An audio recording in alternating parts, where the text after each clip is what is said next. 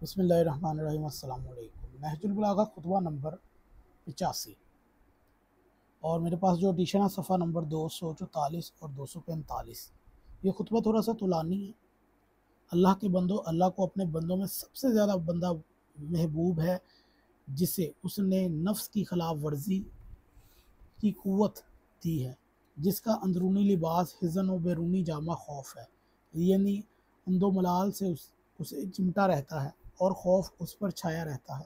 اس کے دل میں ہدایت کا چراغ روشن ہے اور آنے والے دن کی مہمانی اس نے تہیا کر رکھا ہے۔ موت کو جو دور سے اسے وہ قریب سمجھتا ہے، وہ سختیوں کو اپنے لیے آسان سمجھ لیا دیکھتا ہے تو بصیرت معرفت حاصل کرتا ہے، اللہ کو یاد کرتا ہے تو عمل کرنے پر تل جاتا ہے اور اس سر چشمہ ہدایت کا شیریں خوشگوار پانی پی کر سیراب ہوا، جس کے گھاٹ تک اللہ کی رہنمائی سے وہ بآسانی پہنچ گیا ہے۔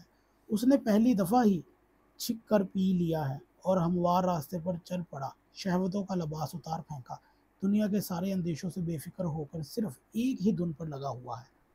وہ گمراہی کی حالت اور ہوس پرستوں کی ہوس رانیوں میں حصہ لینے سے دور رہتا ہے۔ وہ ہدایت کو ابواب کھولنے اور ہلاکت و گمراہی کے دروازے بند کرنے کا ذریعہ بن گیا ہے۔ اس نے اپنا راستہ دیکھ لیا ہے اور اس پر گامزن ہے، ہدایت کے مینار کو پہچان لیا ہے اور دھاروں کو طے کر کے اس تک پہنچ گیا ہے، محکم وسیلوں اور مضبوط سہاروں کو تھام لیا ہے۔ وہ یقین کی وجہ سے ایسے اجالے میں ہے جو سورج کی چمک دھمک کی مانت ہے۔ وہ صرف اللہ کی خاطر سب سے اونچے مقصد کو پورا کرنے کے لیے اٹھ کھڑا ہوا ہے کہ ہر مشکل کو جو اس کے سامنے ہے مناسب طور پر حل کر دے، ہر فرق کو اس کی اصل اور ماخذ کی طرف رجوع کرے اور وہ تاریکیوں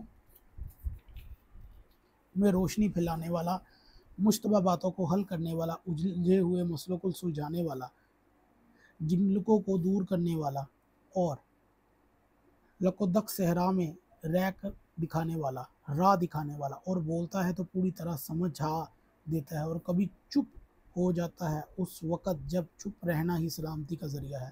اس نے ہر کام اللہ کے لیے کیا تو اللہ نے بھی اسے اپنا بنا لیا۔ وہ دین خدا کا معدن اور اس کی زمین میں کڑی ہوئی میخ کی طرح ہے۔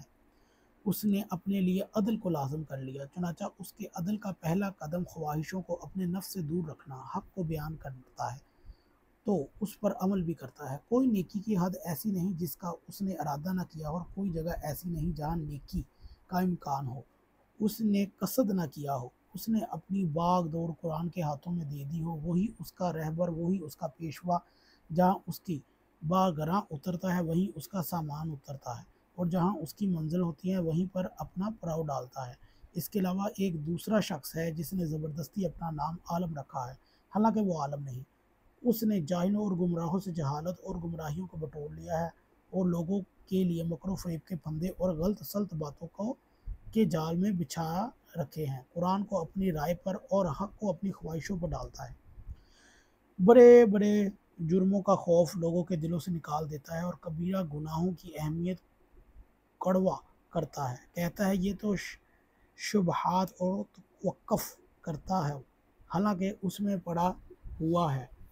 اس کا قول یہ ہے کہ بدعتوں سے الگ تھلگ رہتا ہوں، حالانکہ انہی میں اس کا اٹھنا بیٹھنا ہے۔ صورتوں یعنی کہ دوسروں کو بدعتی کہتا ہے ہم تو بدعتوں سے الگ ہیں، حالانکہ انہی میں ان کا اٹھنا بیٹھنا ہے۔ صورت تو اس کی انسانوں کی سی ہے، دل حیوانوں کا سا ہے اور ہدایت کا دروازہ معلوم ہے کہ وہاں تک آ سکے، ورنہ گمراہی کا دروازہ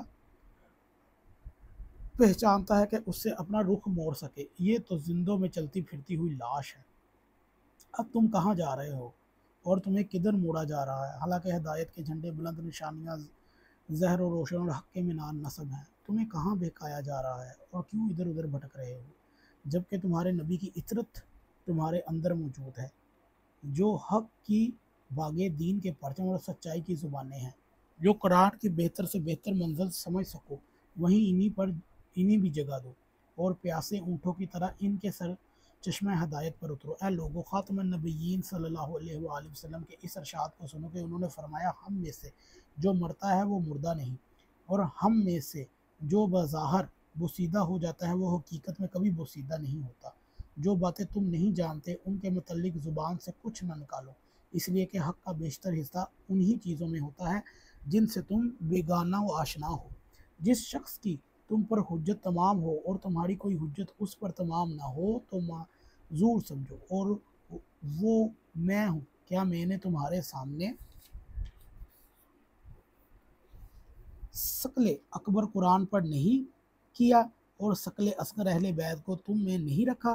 میں نے تمہارے درمیان ایمان کا جھنڈا گاڑا، حلال و حرام کی حدیں بتائیں، اور اپنے عدل سے تمہیں عافیت کے جاننے اور پہچاننے اور اپنے قول و عمل سے حسن سلوک کا فرش تمہارے لیے بچھا دیا، اور تم سے ہمیشہ پاکیزہ اخلاق کے ساتھ پیش آیا۔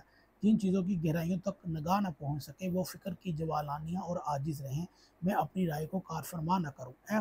اس خطبہ کا ایک جز بنی امیہ کے متعلق ہے، یہاں تک کہ گمان کرنے والے نے یہ گمان کرنے لگے کہ بس اب دنیا میں بنی امیہ ہی کے دامن سے بندھی رہے گی، انہیں ہی اپنے سارے فائدے بخشتی رہے گی اور انہیں ہی اپنے صاف چشمے سراب ہونے کے لیے اتارتی رہے گی، اور اس امت کی گردن پر اس کی تلوار، پشت پر اس کا تازیانہ ہمیشہ رہے گا۔ جو یہ خیال کرے غلط خیال کرے گا، بلکہ یہ تو زندگی کے مزوں میں سے چند شہد کے قطرے ہیں جنہیں کچھ دیر تک وہ چوسیں گے اور پھر سارے کا سارا تھوک دیں گے۔ تو اس خطبے کے اندر ہمیں حمد و ثنا اللہ کی ان نیک بندوں کی جس پر اللہ کا کرم ہے، وہ دنیا کو کیسے چھوڑ دیتے ہیں، ان سے متعلق، اور پھر آخری خطبے کے اندر کچھ حصہ اہل بیت علیہم السلام سے متعلق، اور پھر اینڈ پہ بنی امیہ سے متعلق۔ اب اس کی تشریحات میں کیا ہے، آنے والی ویڈیو میں ہم آپ کو بتائیں گے۔